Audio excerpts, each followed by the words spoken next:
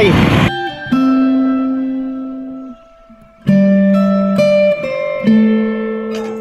Good day mga ka-Team Rex.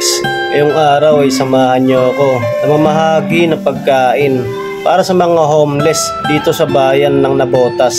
At ang lulutuin nga pala natin ngayon ay adobong kangkong, tokwat baboy. Ito ang ating pamamahagi sa mga homeless roon at kung saan man tayo abutin. Ako po yung nagpapasalamat sa ating mga followers na patuloy na nagtitiwala sa atin at sumusuporta sa lahat ng ating mga ginagawa.